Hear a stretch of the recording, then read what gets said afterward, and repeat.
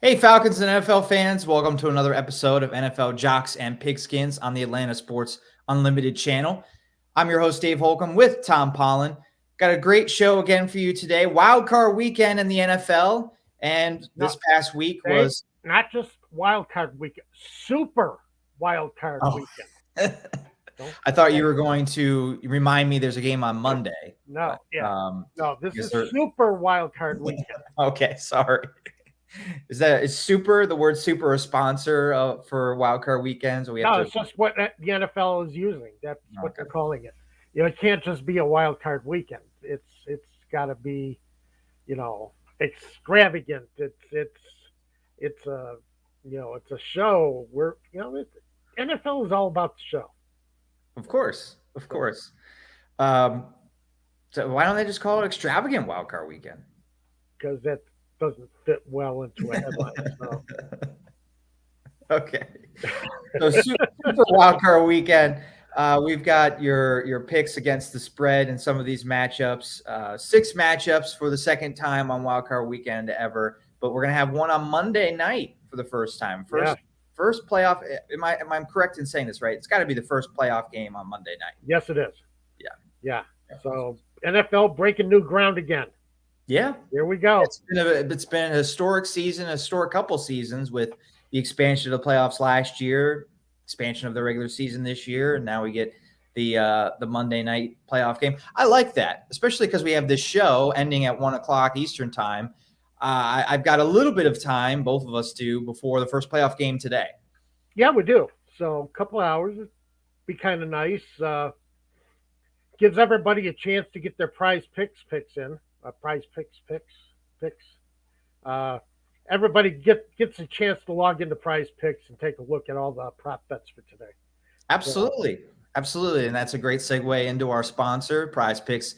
This video is brought to you by Prize Picks today. It's a growing sports app. Go to your app store, wherever you get your apps, download it, Prize Picks. Let me see if I can get the banner here. Here we go. Got a banner. nice. Download Prize Picks. Darwin is making an appearance here early today. Yeah, I'm And surprised Ozo hasn't climbed up here yet. So Darwin's going to download Prize Picks today. But once you get started, make sure you use the promo code ASU. ASU. Sorry, I saw A to Z here on one of our other banners, and I was like, no, that's not it. That's football. That's my site. That's your site. Promo code ASU. When you use that promo code, it's a 100% match on your first deposit, free money. And Tom and I'm going to actually weigh in with a couple picks as well, see if Tom and I have the same picks. Oh, today. Come on. Really? You were actually going to put picks in this week? I am. Yeah. Why is that a surprise? Because you haven't. You just haven't done it. I'm surprised you haven't given me more flack for not. I should have. Yeah, really you should have. You should have. It's the play. It's super wild card weekend, so I got to do it. You got to do it. Yep. Absolutely. All right. So download that app.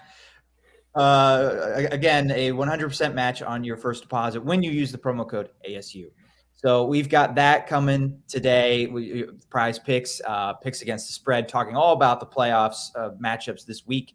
And we'll talk a little bit about Black Monday, which, this year it was also Black Tuesday and it was also Black Thursday for a couple different teams. For a couple of coaches, right. Yeah. I don't know why it took so long. Actually, I'm a little surprised about the Texans because I don't know. I don't think David Culley had anything to work with, actually. So I think he did pretty good with that team, considering. That's pretty much the consensus, right? On the internet, anyway, on Twitter, that you won 4 games last year with Deshaun Watson, and you fire Bill O'Brien, and then you win 4 games this year without Deshaun Watson. Yeah, an extra game, so you went 4-13, not 4-12, but still, you won the same amount of games without Deshaun Watson with the first-year head coach, and you fire him. It really doesn't make much sense. And Davis Mills started looking like an actual quarterback at the last month of the season. This is a guy who looked like he was completely lost in the NFL. Came back as starter and looked like he might have some skills, like he might actually be able to play that position. And I give Pep Hamilton, quarterback coach for the Texans, a lot of credit for that. Yeah. Pep Hamilton is one of the best coaches in the NFL. Never Mhm. gets any notoriety for it, but the guy just he's one of the best quarterback coaches you're ever going to want to see. And one of these days, he's got to be able to move up the ladder, offensive coordinator and head coach. Pep Hamilton really should get more consideration, but did a great job with Davis Mills. Made Davis Mills look like an actual quarterback in December. Yeah, he did wonders with Andrew Luck. I know, Andrew Luck Right. is one of those generational type guys who people expect to be great with whatever coach he's with. But Hamilton was with him kind of towards the end after some of the major injuries with Luck, and he was coming back. And Luck had a really great 2018 season. I believe Hamilton was his offensive coordinator that year. Yeah, you'd like to see Hamilton get a lot more consideration around the NFL as a head coaching candidate. I think he'd be an excellent head coach. Uh, but that's that's you know something I can't control. But I think he gets overlooked. Yeah, I think he's a very good coach too, and underrated. And hopefully he does move up the ladder as the years go.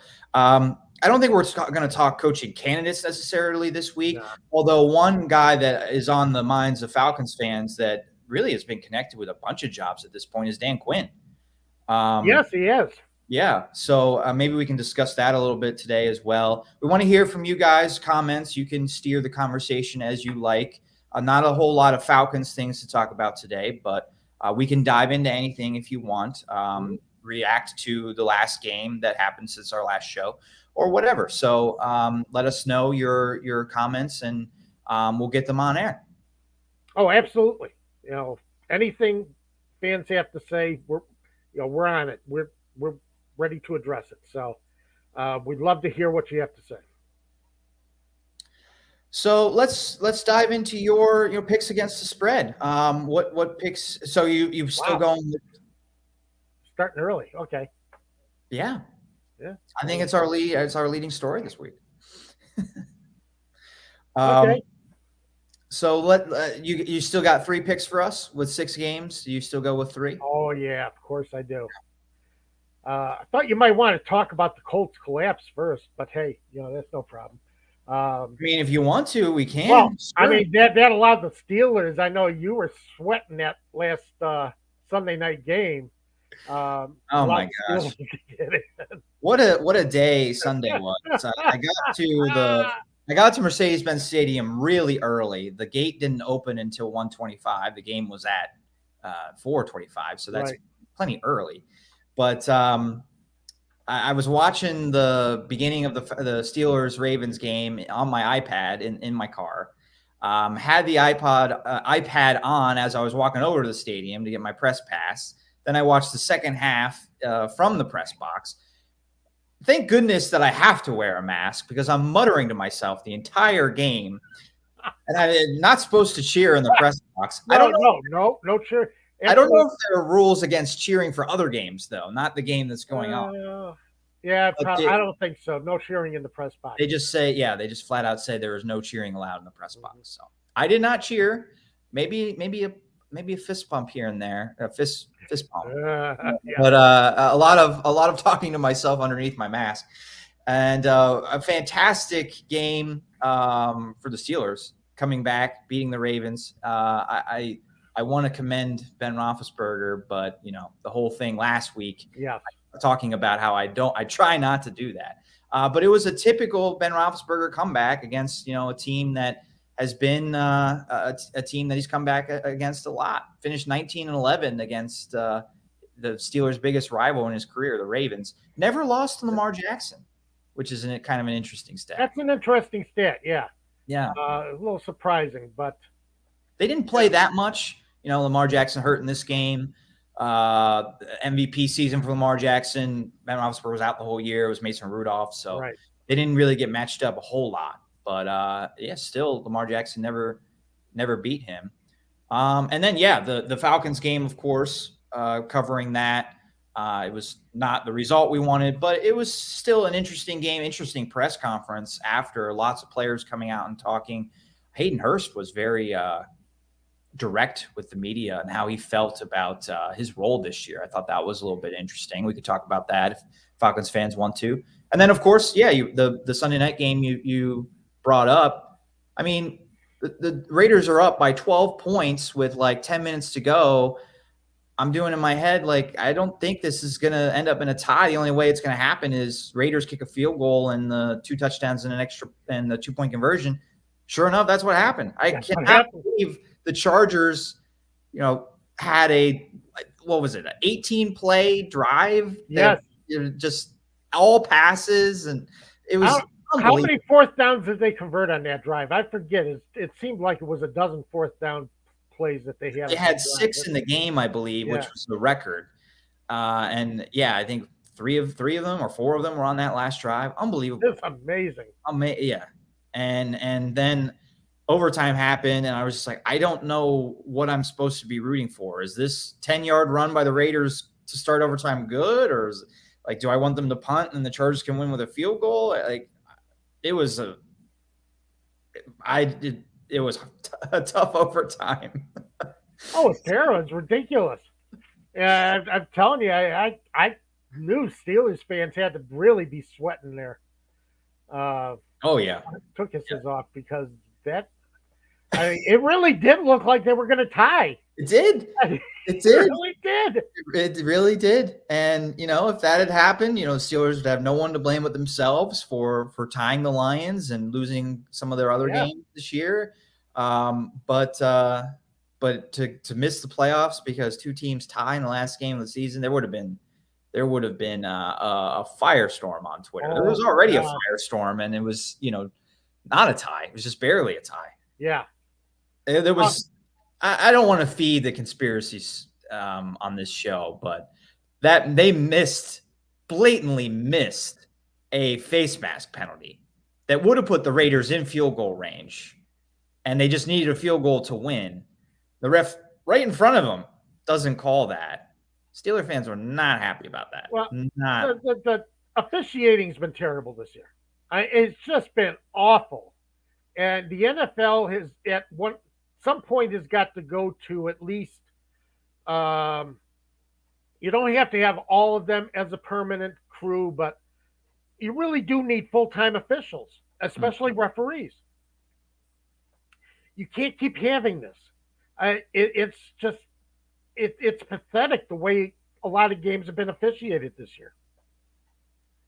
Yeah, I think we've been calling for full-time officials for a while. Yeah. So, that's nothing new for us. Like, I agree. I think having full-time officials, having them study the rules year-round and whatever practice and as I said, the entire crew doesn't have to be full-time, like side judges and that kind of thing. But your referees, umpires, and back judges, that kind of thing, you really do need to hit that full-time. But it's $1 billion industry. It's not like they can't afford it. Right. Yeah. It's so true. I feel that way when watching the Game Pass. It's like you can't afford an editor to take out the commercials. Right. There were commercials. That was it ended up being a great day. Thought it was going to be a great day before the Raiders and Chargers played. Just didn't need a tie. And then the tie almost happening was like. That was just crazy because everybody was talking about how they could tie, take a knee the entire game and this and that. Yeah. But and if Chris Collins was the Raiders coach, it would have been a tie. He was very adamant about just not kicking the field goal. You have no idea what could happen on that attempt. It could be blocked, it could be returned for a touchdown. And, on one hand, I kind of agreed with them. But the one thing, though, that the broadcast for NBC really did not cover, the Raiders are playing the Bengals this week because they won instead of the Chiefs if they had tied. That's a big difference, and that's a big motivation for kicking that field goal, taking the risk of it being blocked, kicking that field goal to win, and eliminating your division rival. Who doesn't love doing that? Well, of course, yeah. And two charter AFL teams facing each other for a chance to go to the playoffs, and I don't get. I know sometimes sportscasters get a little ridiculous. You got to kick the field goal. You can't.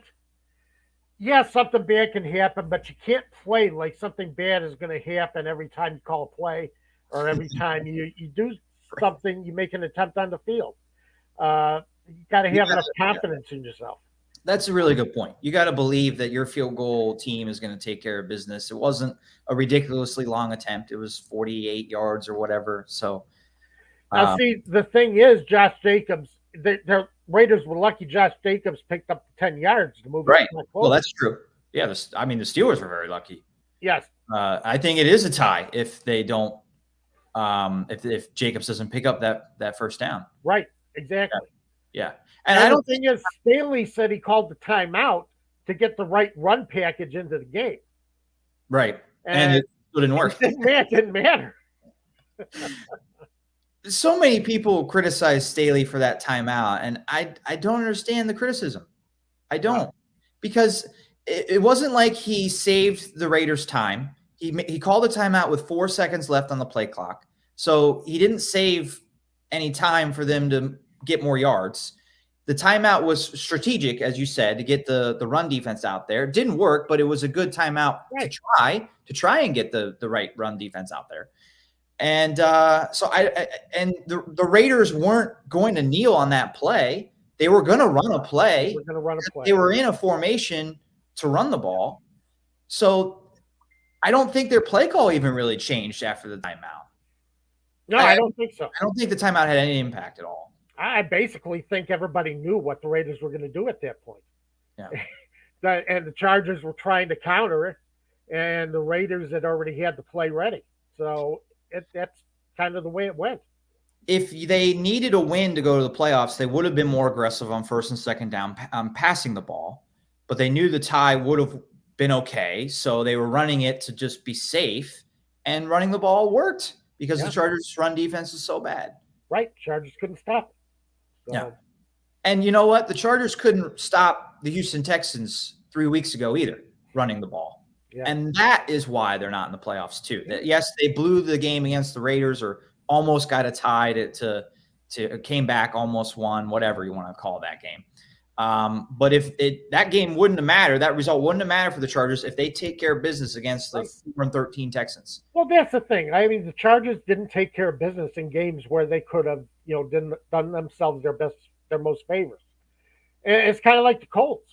I mean, all the Colts had to do was win once, against two crappy opponents in the last 2 weeks, and they couldn't pull that off.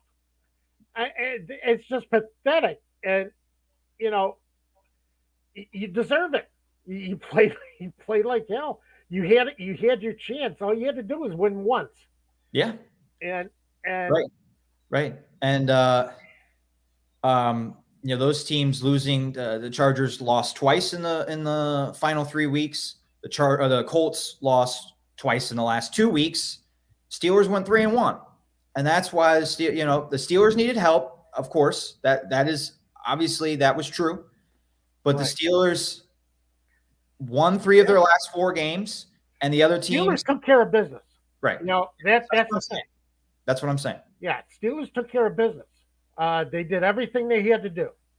And what gets me is week 9, the Colts let the Jets almost come back to win in 1 score in their game against the New York Jets. Gave up 14 fourth quarter points to the Jets.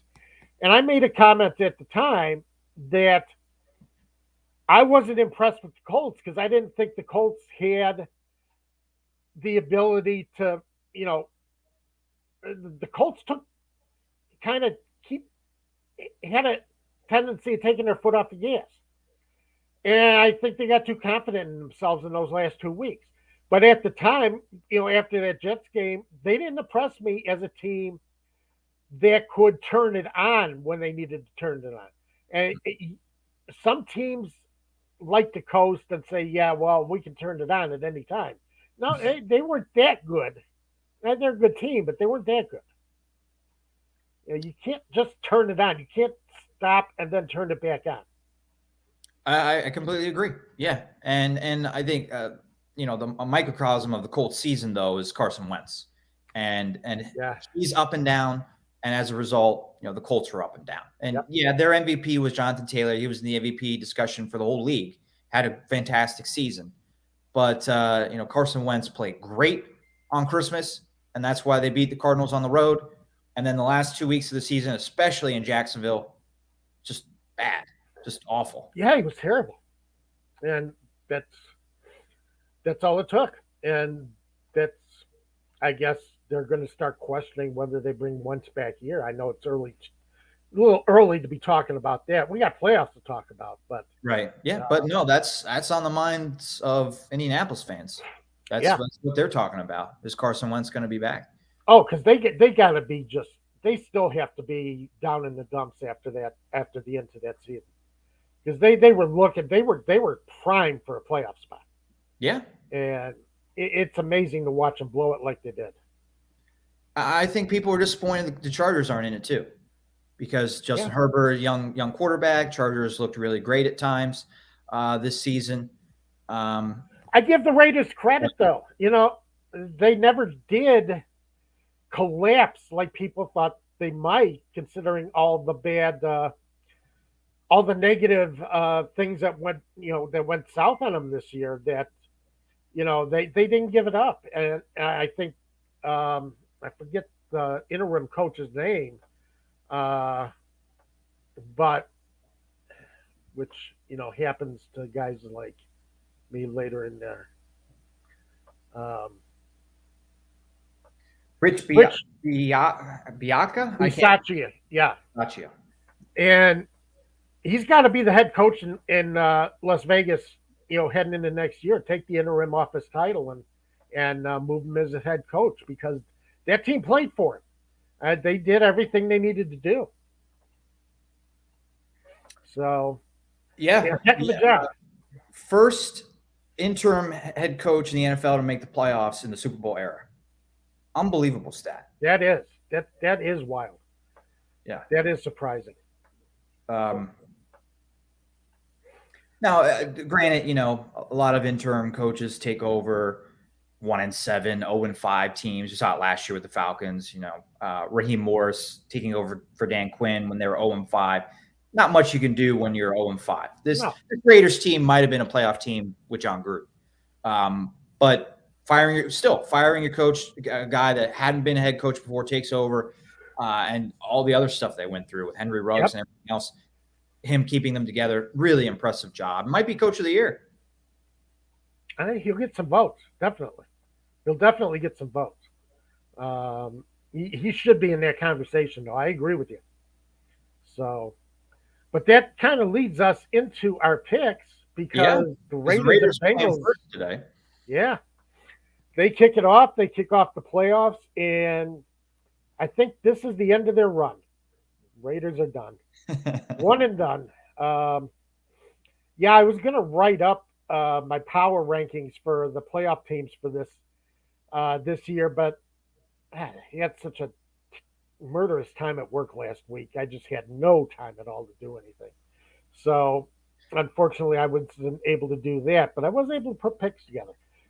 Cincinnati Bengals are only giving up 5.5 points. I think the Cincinnati Bengals haven't won a playoff game since what, 1990? 1990, yeah. So I'm not shocked, because the matchup is a good matchup for the Bengals, but yeah, it's a little bit jarring to hear somebody pick the Bengals to win a playoff game, but it's going to happen eventually. And Joe Burrow playing really well. Oh, Joe Burrow's been fantastic. Yeah. You can't deny, and everybody says, well, they lost to the Browns last week. Well, yeah, they lost to the Browns with their B team on the field. Right. That's just going to happen. This is still a team where, Joe Burrow has incredible receivers that, can take care of him. Fifth in the league in net passing yards per attempt. Second in overall passer rating between both quarterbacks, the Cincinnati Bengals as a team. So, this is a guy, since about week 4, has been really driving that Cincinnati Bengals effort. And I just love what I see out of him. I thought Joe Burrow, we talked about this last year during the season. I thought Joe Burrow was a legit number 1 pick. Was a guy who was going to come in and be a star in this league. And he's becoming a star in this league. Yeah. Because of Jamar Chase and T. Higgins have been a great, wide receiver duo for him. So, and he's got Joe Mixon running back. They don't rush the ball well. They don't have the offensive line to rush the ball well. I don't think that's going to be a problem against the Steelers because I think the passing game is going to take care of any deficiency in the run game. Raiders will probably do a decent job running the ball. The Bengals are about middle of the road, middle of the league in rushing yards per attempt allowed. They're 13th. And the Bengals don't get at the quarterback quite as much as you would like to see a playoff team do. However, one of the problems I see with the Raiders is they're -9 in turnover differential. So this is a team that, if they don't take care of the ball, this game could get out of reach early against the Bengals. But I like the Bengals. They are 5-0 in their last 5 games against the spread against the Las Vegas Raiders. Really? So, yep. Okay. So this is a team that's ready to go, and I like them. I like them minus the 5.5. And we got the New England Patriots at Bills today. Yeah, I think that's the hardest one to pick, even just straight up. I was thinking about who I think is going to win these games, and that's the hardest one to pick for me. It really is because the forecast calls for 7 degrees and windy. Yeah. So that makes it even tougher. Yeah. But I just read a little bit before the show that Josh Allen is going to be wearing shirt sleeves because he's not going to be wearing sleeves because it's tougher to keep control of the ball when you're wearing a sweatshirt and sleeves.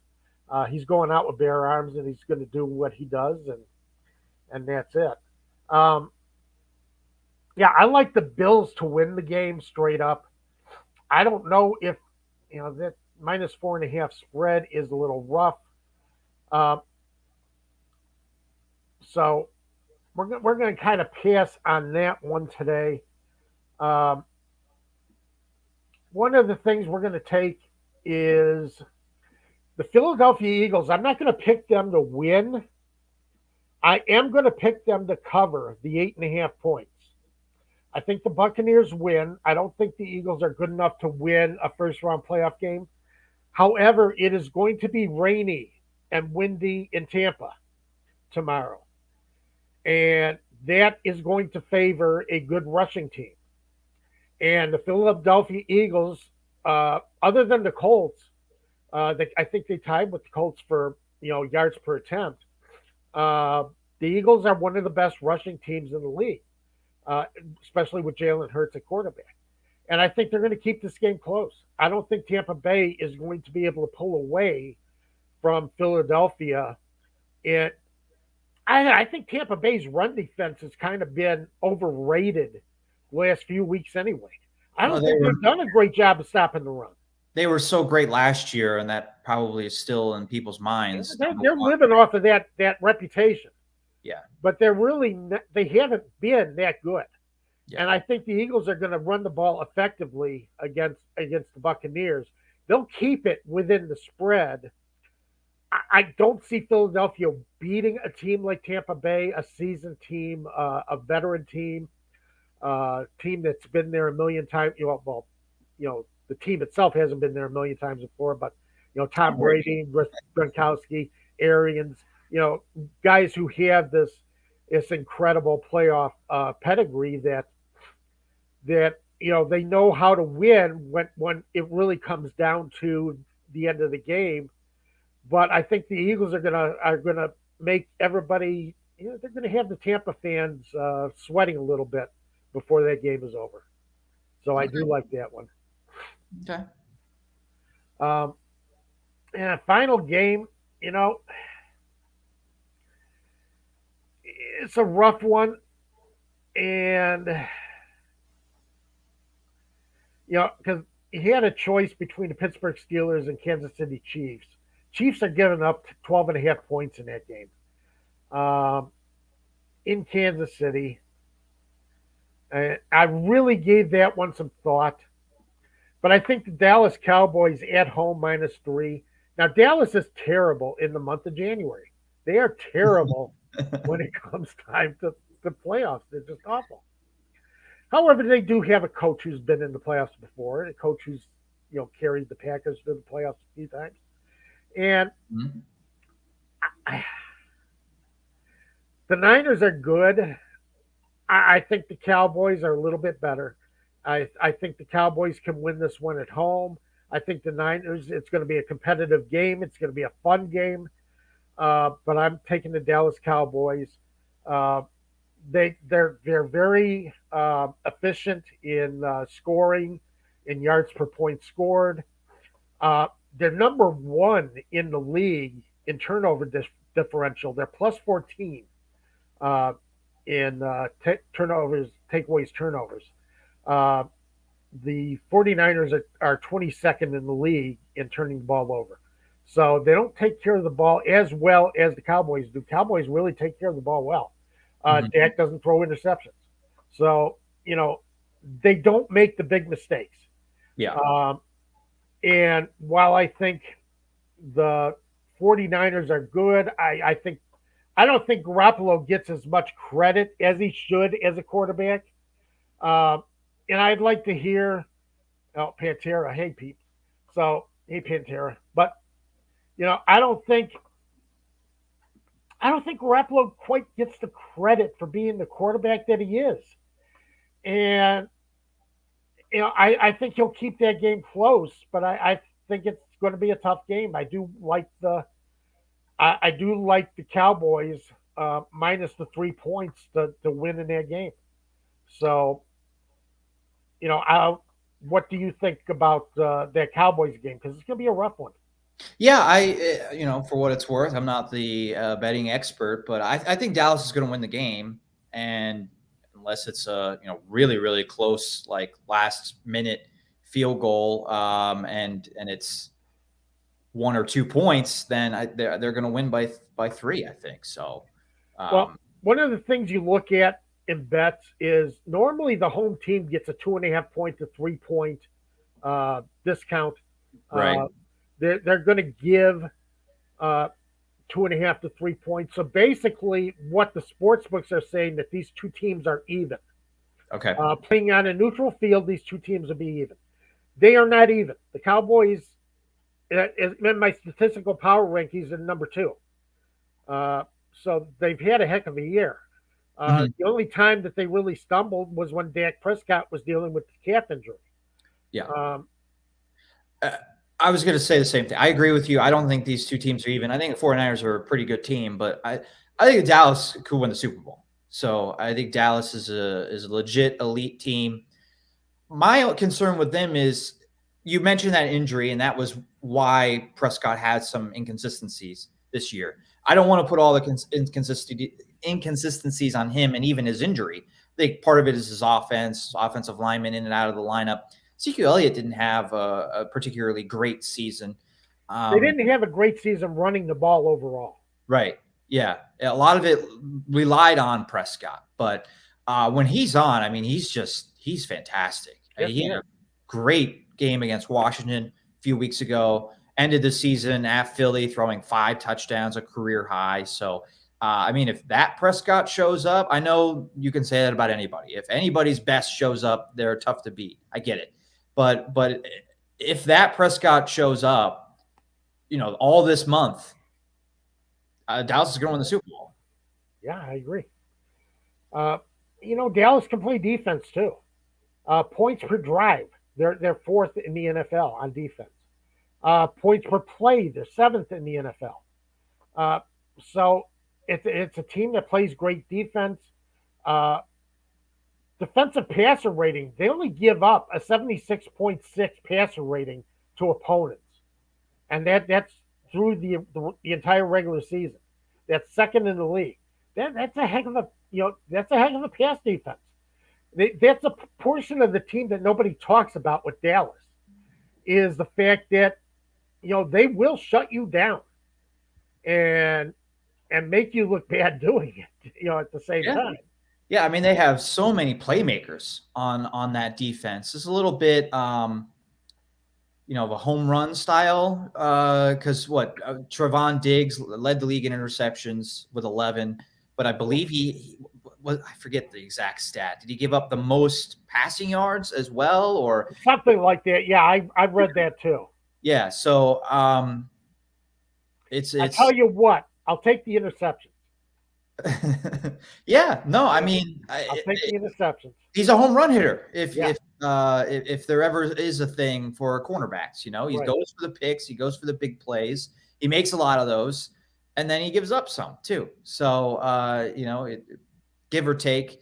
But Dallas defense, led by the guy that we mentioned at the top of the show, Dan Quinn, is just filled with superstars, I think. Yeah. Minka Parsons. Oh, Minka Parsons has been terrific. Yeah. I mean, just a rookie linebacker and has been just plays like a 5-year pro.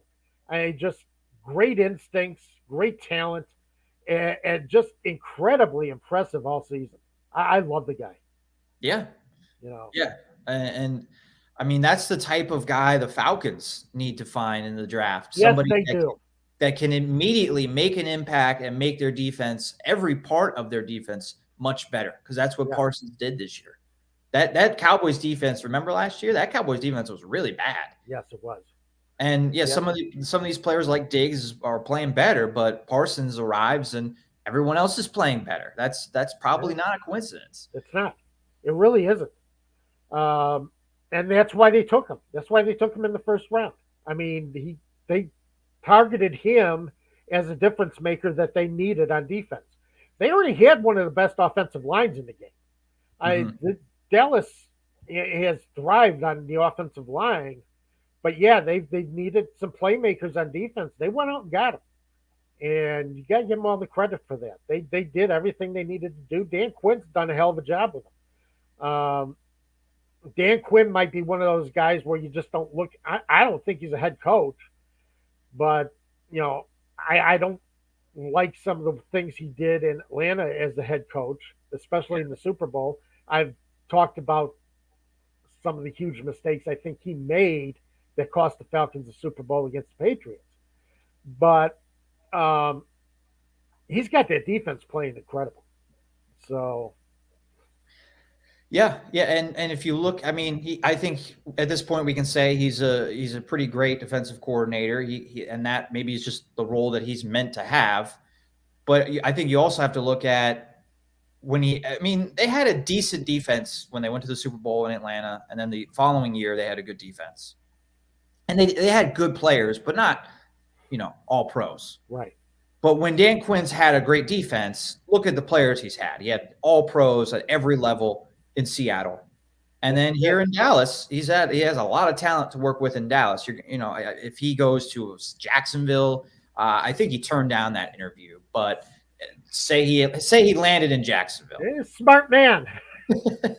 That's not, he's not going to have the same talent to work with that defense.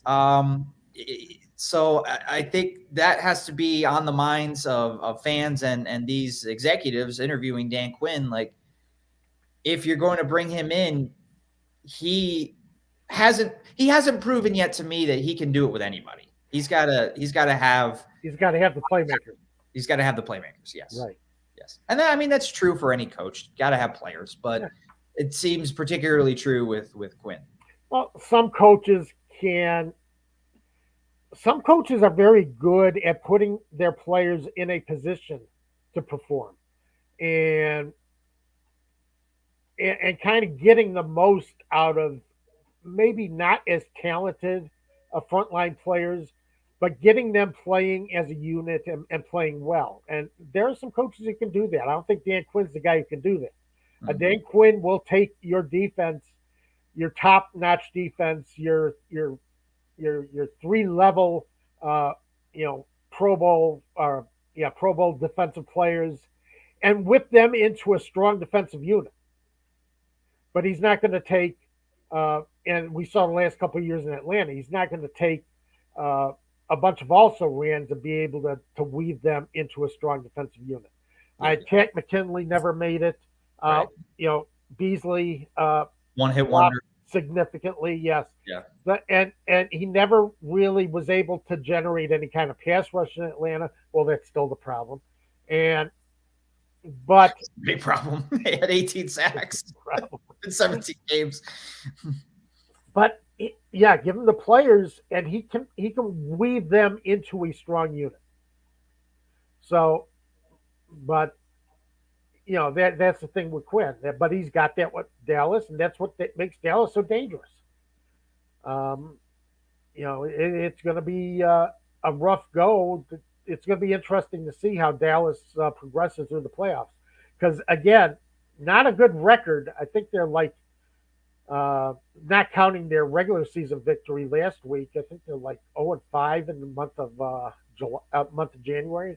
So this isn't a team that really comes out and wows you when it comes time for when it comes playoff time. They always seem to find a way to lose. And they have lost some heartbreakers. Yeah. So, they did win a playoff game in 2018. They beat the Seahawks in the wild card. Was that the super wild card back then, or was it just wild card? A wild card. No, that was just wild card. Oh, not because they got the extra game and they got the extra wild card team. Oh, so now it's super wild card. Now because they got the extra wild card team and only one divisional bye. Now you got super wild card weekend. Gotcha. So Dallas has trademark NFL. The last 3 times Dallas has played on wild card weekend, they won. Okay. Now the last 5 times they played on division weekend, they lost. Yeah. So that pretty much names it right here. I think the Dallas Cowboys win this game. So, they do it right. And I've always been a proponent of building a team. You build your offensive line, you build your defensive front, and then you work from there. You work out. You work from the inside out. And that's one of the things that frustrates the hell out of me with the Falcons. One of the things that frustrated the hell out of me last year, and I know Kyle Pitts has been wonderful as a player for the Falcons as a rookie, but you needed so much more. You needed so much more help in so many other places that should have taken more priority over getting this Pro Bowl tight end, because there's only so much you can do with him if you can't give Ryan the time to throw, if you can't put a running game on the field that is consistent, that keeps the defense honest, keeps the defense from playing Pitts front and back like they were doing all season, sandwiching him between the corner and safety, or linebacker and safety. You can't. There's only so much you can do. A defensive difference maker is gonna make plays all over the field. He's going to make a difference for you. He's going to make you're going to have less time to throw against the defense with that kind of player. So it's going to make your secondary look better. So you've got to get some of these guys in place. Those are guys the Falcons needed more than Kyle Pitts last year. And I love Kyle Pitts. I love the way he plays. But I don't want to go too far down this rabbit hole. I want to stay focused on the playoffs, but just to be counter argument, I agree with you. I think we all kind of said that the Kyle Pitts pick was taking the best player available. And you know what? We saw why that's never a bad strategy. Calvin Ridley goes out. Julio Jones traded before that. Imagine what this offense would have done. Would it have been better if they had better blocking with an offensive lineman or giving up fewer points with a guy like Micah Parsons? Sure. But imagine what this offense is without Kyle Pitts, because Ridley went out halfway through the season and Julio Jones was gone. I mean, even with Pitts and Cordero Patterson, who was a huge blessing that they found kind of out of nowhere, signing him to a 1-year contract. Yeah. I mean, they would have had no offense. No. So that I get it. They have so many needs, but you know what? One of their needs is this year a weapon, a pass catcher, and it's really annoying. That's a need when they've dedicated high picks to that position, and it's been a strength for a while. But without Jones, without Ridley, they need a wide receiver. Russell Gage emerged as a budding star, but he's a free agent. We don't even know if he's going to come back. So, but you don't need to spend your top pick on one.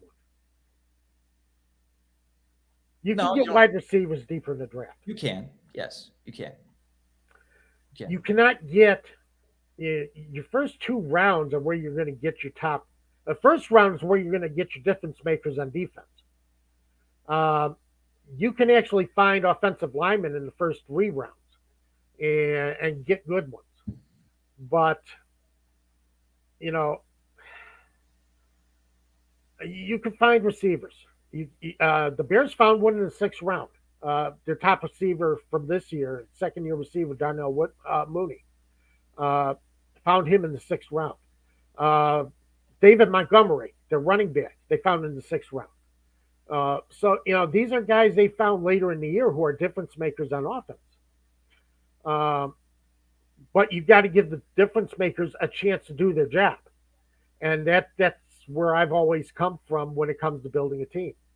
To give the difference makers a chance to do their job, you've got to have the foundation in place.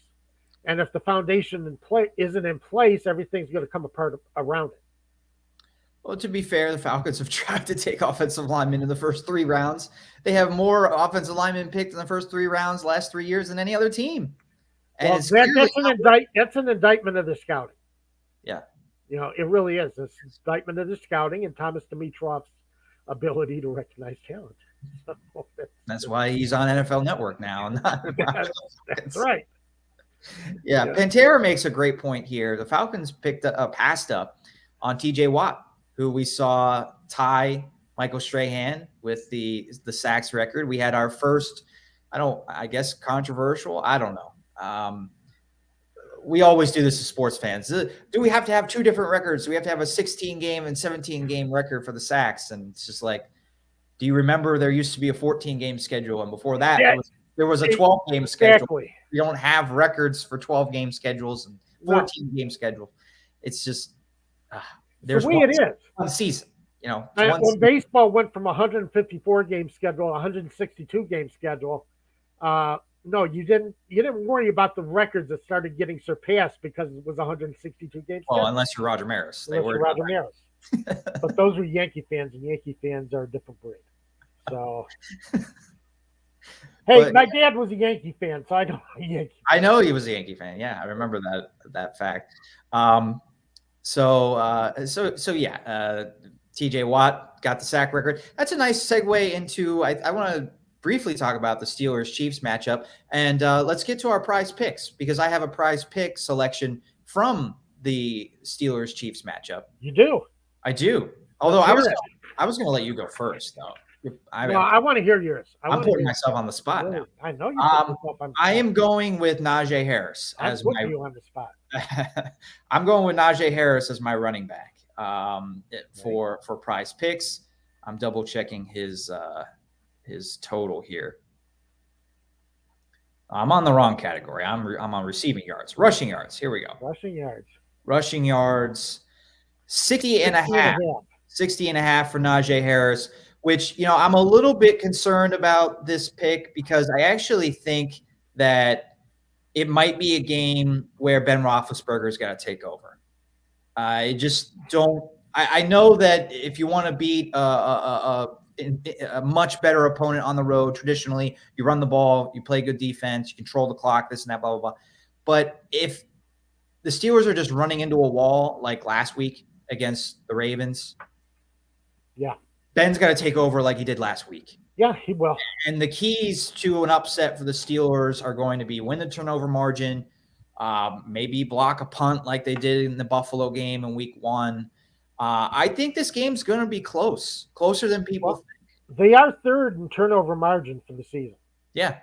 So, I mean, last week, that was why they won. I mean, the Ravens had a chance to go up by 2 scores in the fourth quarter, and the Steelers get an interception in the end zone, which began to turn the tide in that game. So, but you also have to look at the Chiefs went from one of the worst turnover margin teams in the NFL to start the season.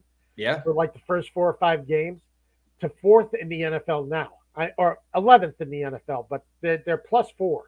So it's not bad. I mean, no, and Patrick Mahomes' stats at home in the playoffs is I don't think he has a turnover at home in the playoffs. So that's not good for the Steelers because I think they need a couple of turnovers. Well, let's put it this way: they need Najee Harris to have a big game, just to keep the ball out of Mahomes' hands. You know, I mean that's true. They have to stay in control of this game, and they're going to have to score first, and they're going to have to stay in control of the clock and the pace of the game on the field. So, if they do that, Najee Harris is going to have a big game. Kansas City is they're a fast starting team. They're a great first quarter team. The Steelers are an awful first quarter team. So I think the first quarter is going to be a huge indication of are the Chiefs going to be up 14-0 and this become a blowout, or if it's 3-0, if the Steelers score first, then I think this will be a game. So look out for the first quarter. Even with the 36-10 loss for the Steelers 3 weeks ago at Kansas City, Najee Harris still had 93 rushing yards in that game. Yeah.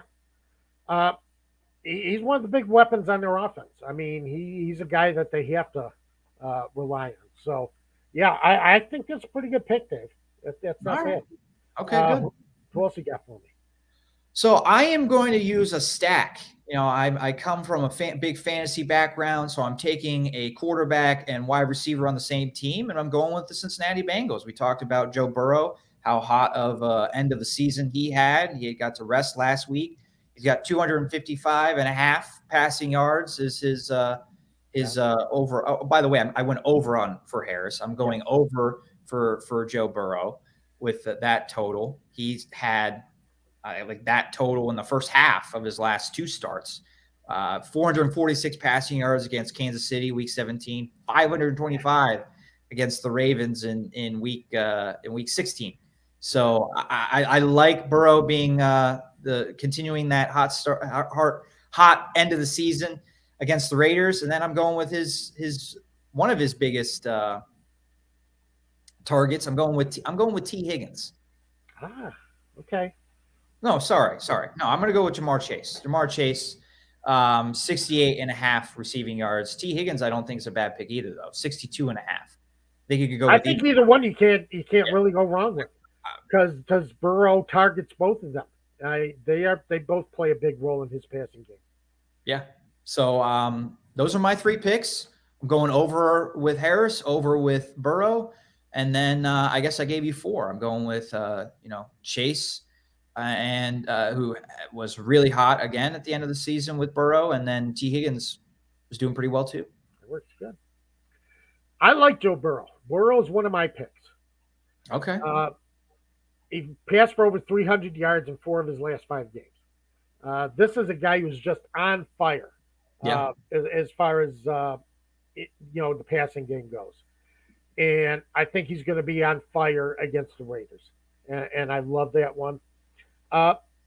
Another one I'm going to go with is Josh Allen, over 41.5 rushing yards.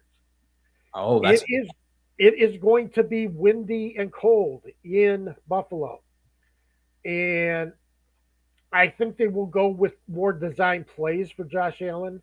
Although they've been getting pretty good running out of Devin Singletary lately and Zach Moss. But um, I think they'll go keep the ball in Allen's hands, on offense as far as passing game and running game. And I think definitely over 41 and a half rushing yards for Josh Allen. So I like that one. Yeah, I like that one too. And for my third pick, playing a quarterback again, we're going to go with Jalen Hurts, over 45 and a half rushing yards. Going with the rushing quarterbacks. Going with the rushing quarterbacks. Yeah. It's going to be a sloppy track down in Tampa. And Jalen Hurts is the key to Philadelphia's running game. And I think he's going to be able to run the ball against, as I said, an overrated Tampa Bay run defense. And a run defense that's been overrated this year, and a run defense that's been overrated over the past half of the year, actually. So I like the 45 and a half rushing yards. I like Jalen Hurts. He's averaged 52.3 rushing yards per game this season. Yeah. So I like him as a third. If you want to throw a fourth one in there, just for the hell of it, Garoppolo and George Kittle have been, Kittle has been playing great for the 49ers. And making Garoppolo look really good. He is, let's see, over. I can't even read my own writing there. I think we have Kittle. God. It's amazing if I could read my own writing. It's just, it all goes downhill for you, Dave. Yeah, four and a half receptions. I think George Kittle passes 4.5 receptions today. Oh, okay. So, okay. I like that. I think he's been a main target for Jimmy Garoppolo, especially downfield. Kittle gets, moves the chains and is one of his main targets. I like 4.5 receptions for George Kittle going over. There you have it. We've given you 7 different choices to go with. Good luck choosing between the 7, I guess. Absolutely. So make sure you remember, download Prize Picks. We'd love to hear, who you end up picking. If you pick somebody else, or if you go with our pick and it works out for you, please let us know next week. Or you can follow us on Twitter. Let us know there at TJ Pollen, at DM Holcomb.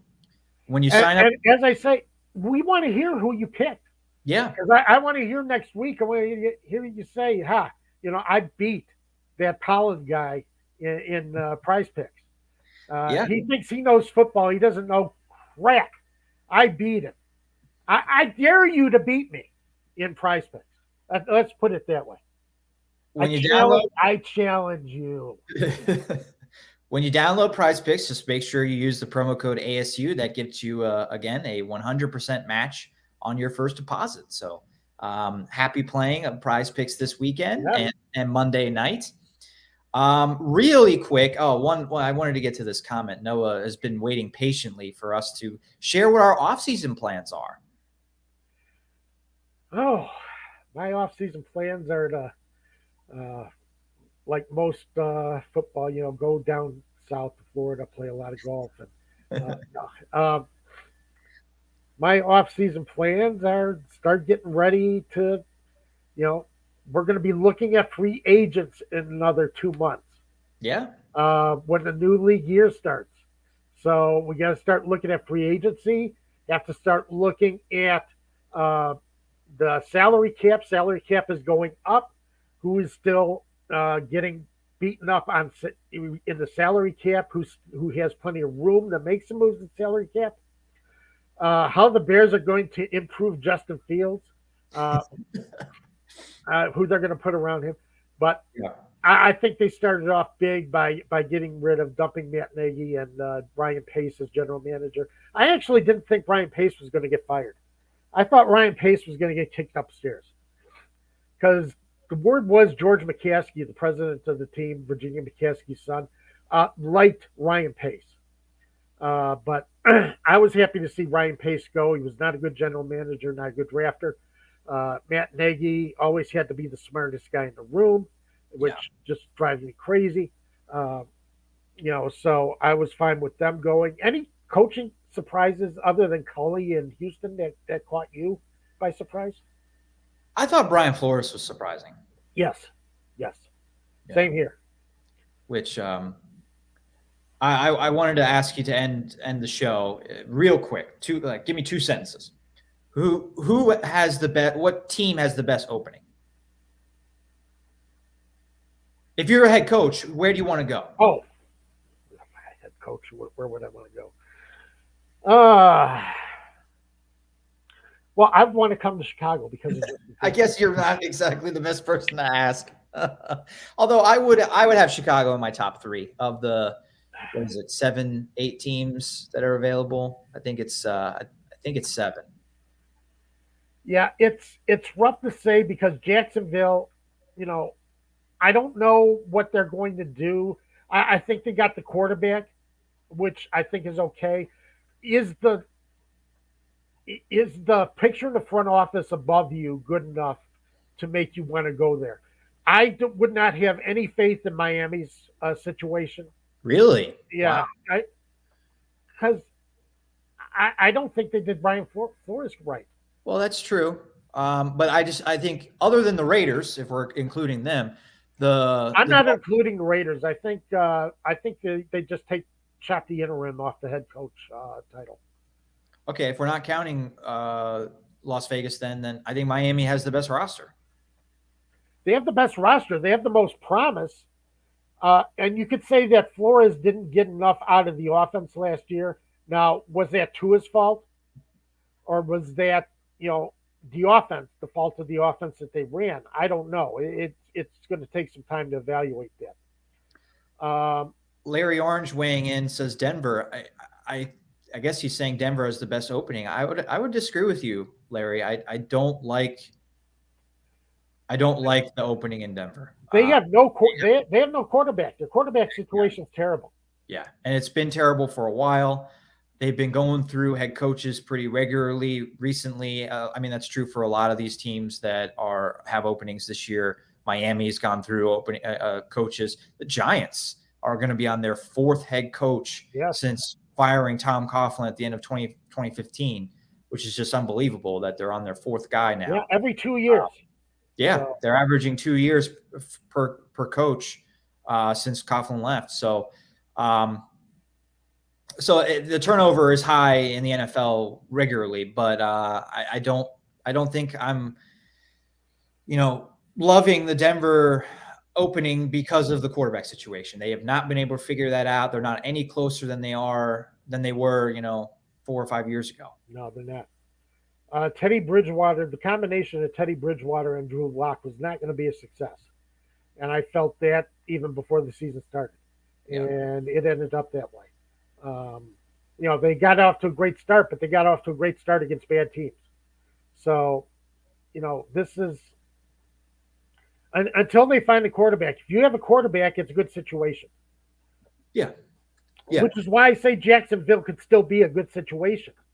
You've got a guy named Trevor Lawrence who's got a world of talent. And if you're the guy who can bring that talent out, then you're going to gain quite a reputation as a head coach. Yeah. That's why I would rather quarterback in place. I would during this cycle, I would rather go to Jacksonville than Denver because the quarterback is there. You hope that he becomes the star that he's expected to be, and you have the number 1 pick again. Right. Exactly. And you could pick a difference maker on defense this time and really do something with it.